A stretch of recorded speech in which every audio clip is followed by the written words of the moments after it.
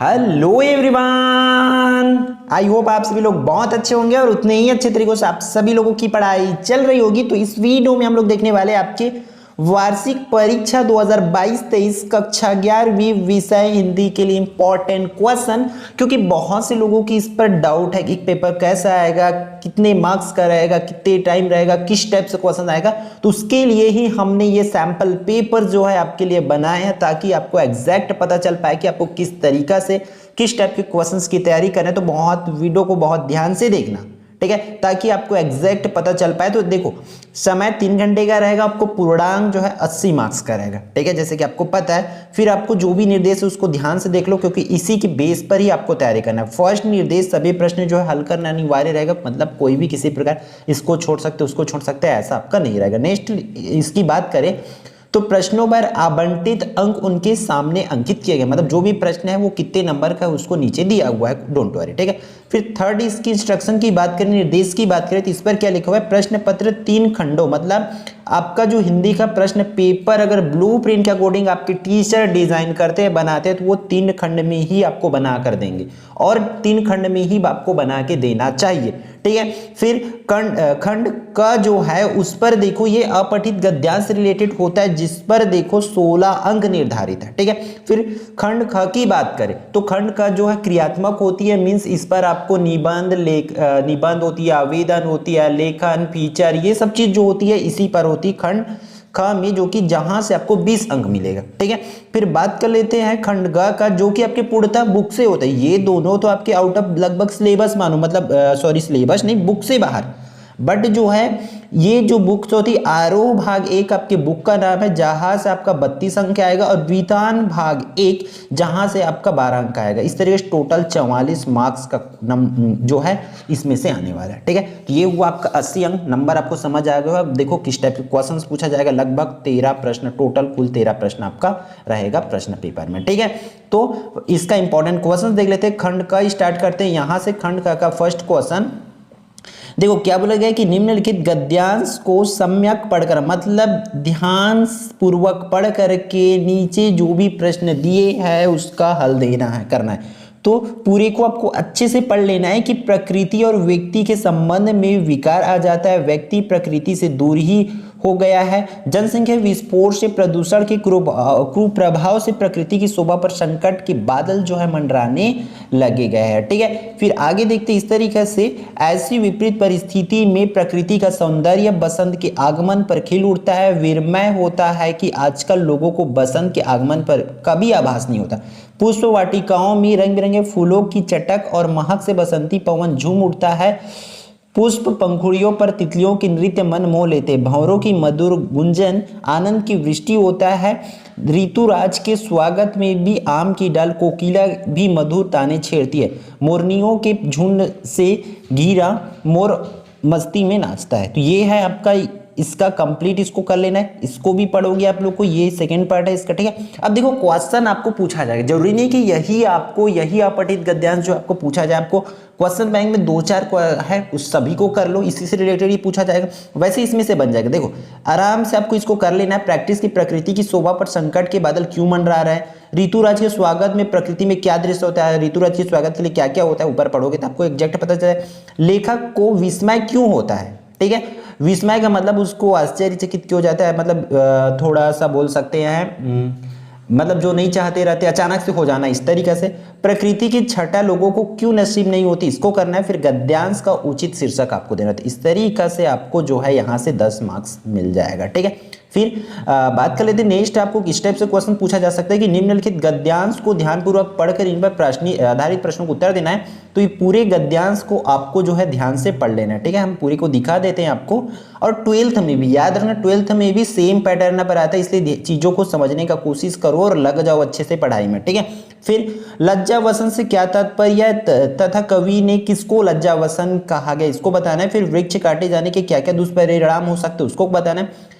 इन सबका आपको टेंशन नहीं लेना है, क्योंकि आप इसको ध्यान से पढ़ोगे आपको सिर्फ और सिर्फ खंड ख उसका ख और ग का करना है तैयारी। क का लगभग हो ही जाएगा। आप इसी तरह क्वेश्चन देखो, इतना करोगे तो आपका 16 अंक जो है फिक्स हो जाएगा।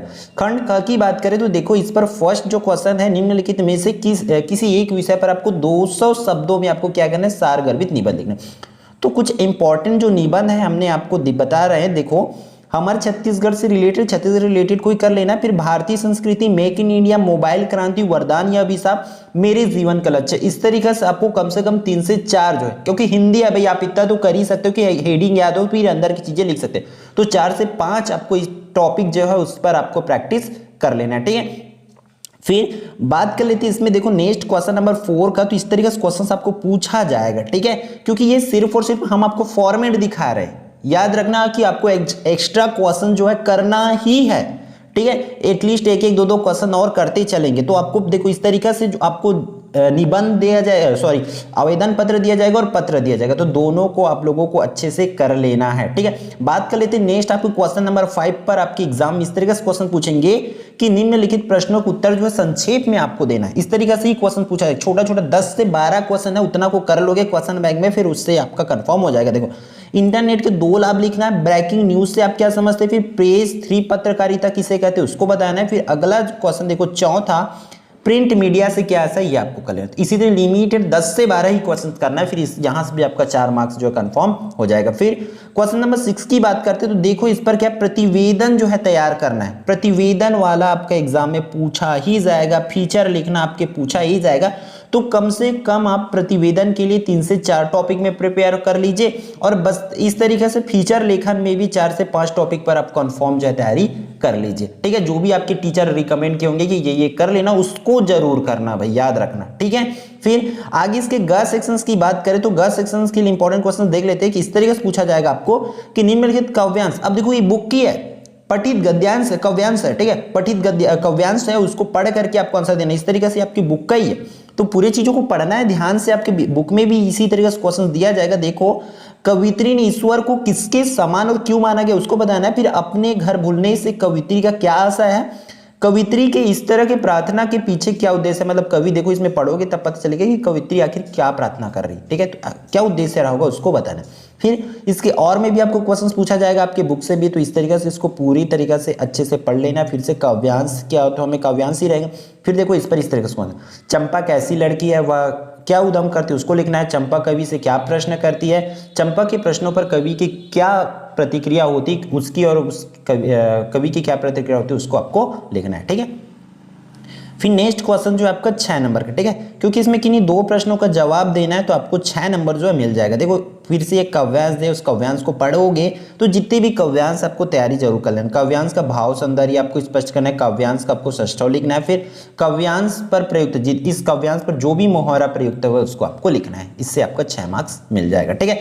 बात कर लेते हैं नेक्स्ट क्वेश्चन आपका, देखो 4 अंक के लिए आपका प्रश्न क्रमांक 9वां स्टार्ट होता है। यहाँ पर देखो मानव शरीर का जो निर्माण किन किन तत्व, ये आपके बुक से है, तो इस तरीके से रिलेटेड क्वेश्चन आपको करना है। उसको किन किन तत्वों से निर्माण होता है उसको लिखना है। डरते हुए भी कवि ने उसे उस किसान की आंखों की पीड़ा का वर्णन क्यों किया उसको लिखना है। फिर कवि ने सपनों के मर जाने को सबसे खतरनाक क्यों माना है उसको लिखना है। तो देखो इसमें आपको कोई 2 प्रश्नों का ही जवाब देना है भाई, तो 2-2 अंक आपको आराम से यहाँ से मिल जाएगा, ठीक है। अगला देखो गद्यांश आया है आपका, ठीक है, आपको वितान और उसको जरूर पढ़ लेना अच्छे से। गद्यांश की बात करें तो देखो इस तरीके से गद्यांश से छोटा सा, इतना छोटा गद्यांश नहीं आएगा मेरे हिसाब से भाई, इसमें लिया गया, बट गद्यांश आपको आएगा, ये आपको हमारा बताने का मेन एम है। तो आप लोग इस गद्यांश को कर लेंगे, जहां से आपको अच्छा खासा जो नंबर है मिल जाएगा, ठीक है। देखो इस सभी प्रश्नों का जवाब देना, जैसे कि त्रिलोकसी मास्टर का सामान्य नियम क्या था, बलि का बकरा से क्या अभिप्राय है, फिर टहनी का चुनाव किस हेतु किया जाता है, फिर उपयुक्त गद्यांश का शीर्षक। तो इस तरीके से 2, 4, 6 और एक 7 नंबर यहाँ से आपको मिल जाएगा, ठीक है। फिर प्रश्न क्रमांक 11 की बात कर लेते हैं। तो लता की गायकी ने लेखक को किस प्रकार प्रभावित किया उसको लिखना, और उसके और की बात करें तो देखो कुई को सकरा और उसके मुंह को छोटा क्यों रखा जाता है इसको आपको करना है, ठीक है। फिर प्रश्न क्रमांक 12 जो कंप्लीटली आपके बुक से 9 नंबर के लिए, देखो प्रत्येक क्वेश्चन में जो है 3-3 अंक है, ठीक है, क्योंकि 3 प्रश्न बनाना है तो 3-3 नंबर मिलेगा। देखो इंपॉर्टेंट क्वेश्चन है, इसको बहुत ध्यान से कर लेंगे। मियां नासिरुद्दीन को नॉन बाइयों का मसीहा क्यों कहा गया, उसको लिखना है। फिर धर्म ने धर्म को पैरों के तले कुचल डाला, इस पाठ का भाव जो है आपको स्पष्ट करना है। फिर लॉर्ड कर्जन की पतन के क्या कारण थे, उसको लिखना है। फिर पथेर पंचाली फिल्म की शूटिंग का काम जो है 2.5 साल तक क्यों चला, इस चीज को आपको लिखना है। 3 अंक के लिखना है, तो शब्द सीमा को आप लोग बहुत अच्छे से ध्यान रखना है। फिर लास्ट क्वेश्चन देखो, जहां से आपको कोई 2 प्रश्न करना है और उस पर 4-4 अंक है भाई। सबसे बड़ी क्वेश्चन में यही है आपके क्वेश्चन पेपर का। किराए की मकान में रहते हुए बेबी हालदार चिंतित क्यों थी, उसको लिखना है। फिर 7 रावटी से क्या तात्पर्य, उसको बताएंगे। फिर बेजुबान शब्द का प्रयोग लेखक ने किसके लिए किया है और क्यों किया है, उस चीज को आपको लिखना है। तो ये रहा आपका 80 मार्क्स का कंप्लीट क्वेश्चन, जिसके बेसिस पर ही आपको जो है तैयारी करना है, ठीक है। और याद रखना, मैं बार बार बोल रहा हूं आपको, जो टीचर आपकी स्कूल में जो भी पढ़ाए आपको उन क्वेश्चंस को जरूर करके जाएंगे, क्योंकि क्वेश्चन पेपर जो है स्कूल लेवल से ही बनेगा, स्कूल से ही आपका आएगा, ठीक है। तो आई होप ये पूरी वीडियो जो है आपके लिए यूजफुल रहा होगा। तो वीडियो को लाइक जरूर कर लेंगे, और यदि आप लोग चैनल पर नए होंगे तो चैनल को सब्सक्राइब कर लेंगे, ताकि पूरे आपके बोर्ड एग्जाम की, आपकी जो फाइनल एग्जाम की तैयारी है हमारे इस चैनल के माध्यम से अच्छी से और बेस्ट होती रहे। और अगर आप लोग व्हाट्सएप ग्रुप जो है ज्वाइन नहीं किए तो वो भी कर सकते हैं, जिसकी लिंक जो है आपको वीडियो के डिस्क्रिप्शन से मिल जाएगा, ठीक है। फिर मिलते हैं नेक्स्ट वीडियो में।